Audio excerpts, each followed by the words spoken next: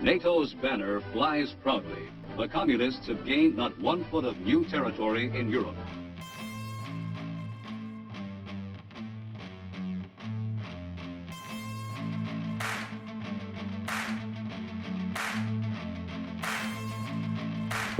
Central Europe, the old battlegrounds of yesteryear. This is NATO's most critical spot.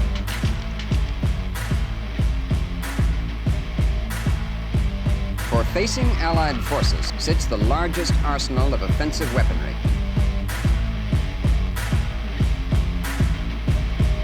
The nations of NATO have been engaged in building for themselves a wall of security. They have no aggressive intent. They desire only to live in peace. Welcome back to Bobby's Brain Dump.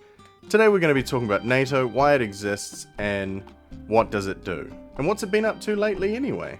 So traditionally the US has been an isolationist power. They haven't wanted to get involved at all with any European affairs. Even getting into World War I was a huge debate, and then getting into World War II was a huge debate. But after World War II, they looked Europe squarely in the eye and they said, "That was a bad time for you, wasn't it, boy? Don't worry though, I won't let it happen to you again, because I'm going to protect you, boy, because I love you." And Europe said, yeah, keen. The founding of NATO is largely in response to a Soviet-backed coup in Yugoslavia, where a pro-communist government took over. And it grew out of a mutual defense treaty between the United Kingdom and France. Instead of having 2 nations though, it would have 13 founding nations. The important articles are 1 through 6 and Article 10. There are other articles, but they're more around the administration and bureaucracy of, ratifying the treaty and things like that, how you can leave. The 3 most important articles are 3, 4, and 5. And those are the ones that you'll most likely hear things in the news about. Article 1 basically asks any countries that are going to join to settle any international disputes before they can join NATO. And that's kind of the one that was a sticking point for Ukraine joining NATO, because they had ongoing international disputes with Russia.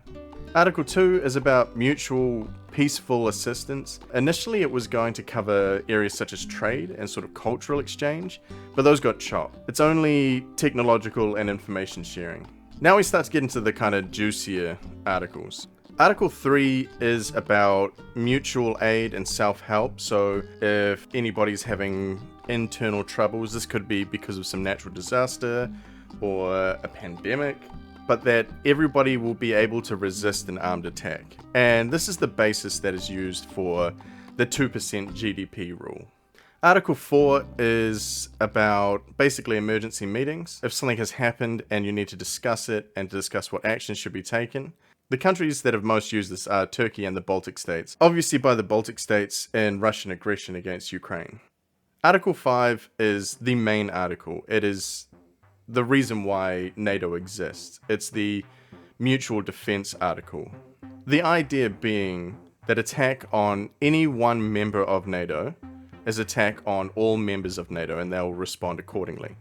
So far, Article 5 has only been invoked once by the US in response to the September 11 attack. Article 6 of the treaty kind of sets the boundaries of where NATO is going to be in force. Only an attack on North America or Europe itself would be able to trigger Article 5.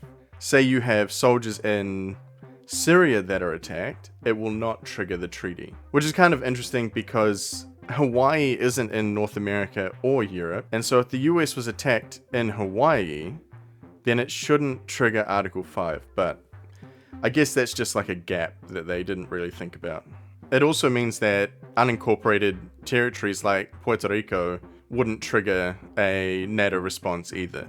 So the last article that I'm going to mention is Article 10, and that is just to outline who's allowed to join the treaty, who's allowed to be in the cool kids club, and once again, it's only countries from North America or Europe. Something that a lot of people forget is that this doesn't mean that NATO can't act in other ways. It just means that all of the nations aren't obliged to act if no one is attacked, but they can agree to do other things together. And they do that regularly, as we're going to see later in the video. World War II devastated Europe, which used to be the seat of the world's great powers. At the beginning of the Cold War, most of the European countries weren't in a position to stop any sort of Soviet encroachment. In 1947, the United Kingdom and France signed the Treaty of Dunkirk, which was a defense pact.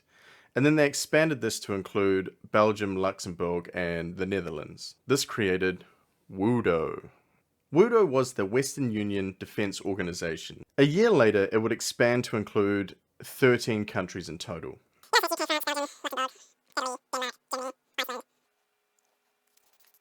Norway.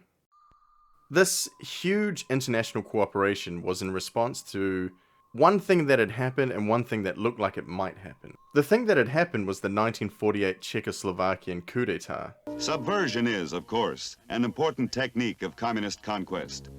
Czechoslovakia in 1948 is an established democracy in Eastern Europe. Suddenly, a rash of strikes.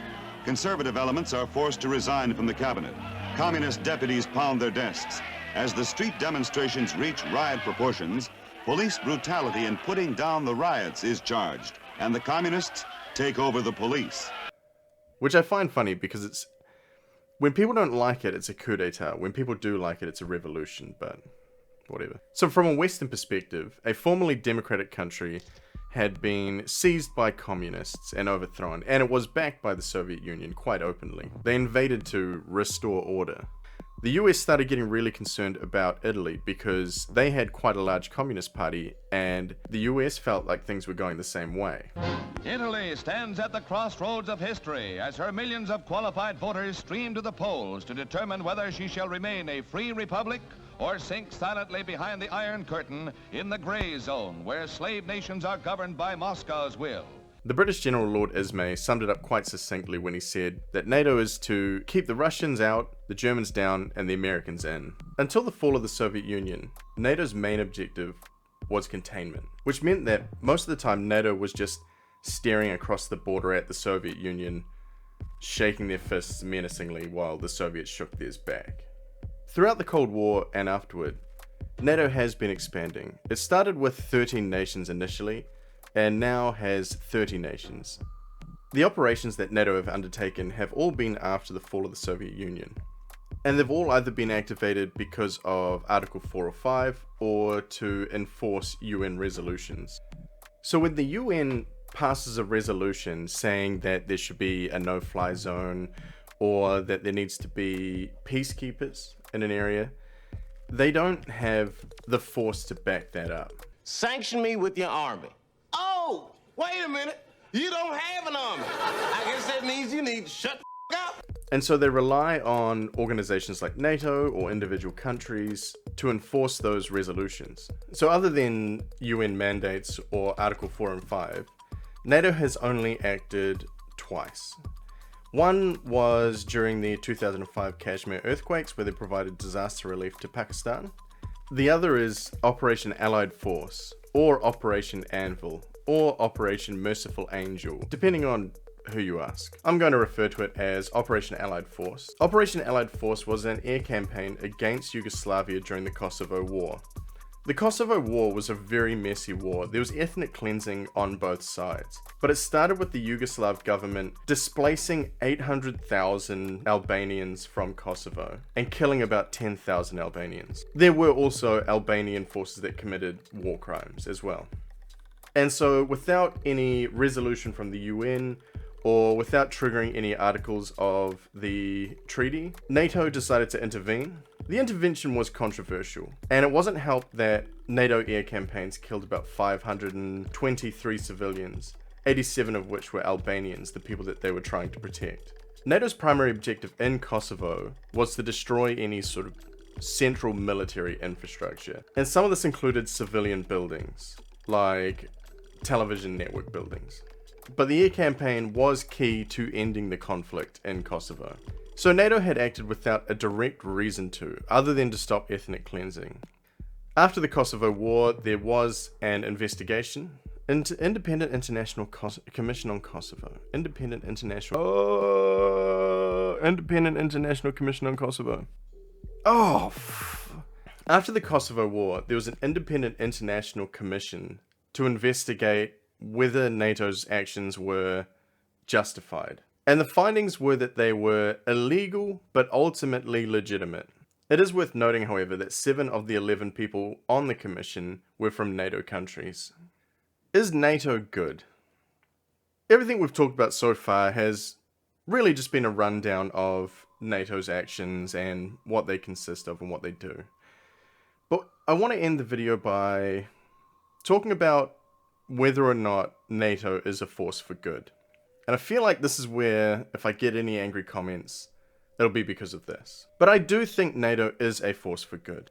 Just like anything, we have to think critically about the organization and the events and what led those to happen. If you have a problem with the majority of NATO's actions, you have a problem with the United Nations.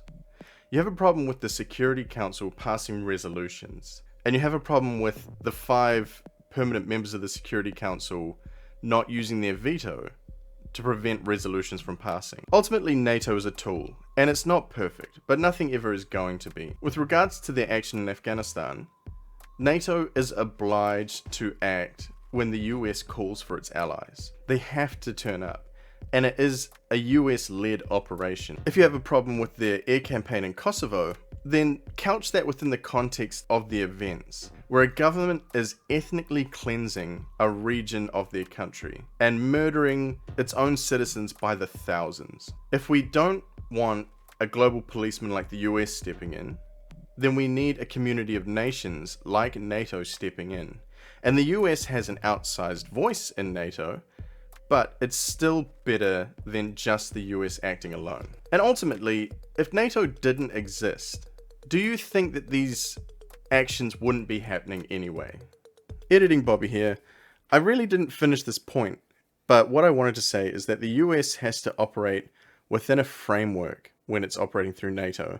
And so it is tempered by other countries like France or Germany or the UK, who might not necessarily want to go along with it, have to be convinced, and they can help rein in countries like the US. We also need to divorce the actions of the individual NATO nations from what NATO does as an alliance.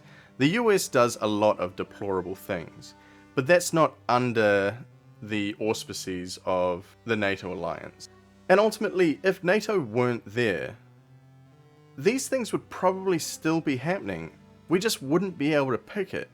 It would be the same as in 1914, where you just have a string of defensive alliances. So looking at everything, yes, I think that NATO is a force for good.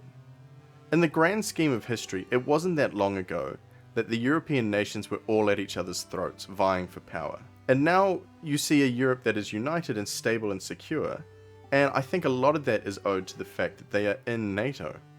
Bigger countries don't have to deliberate to protect smaller countries, they're protecting them by default.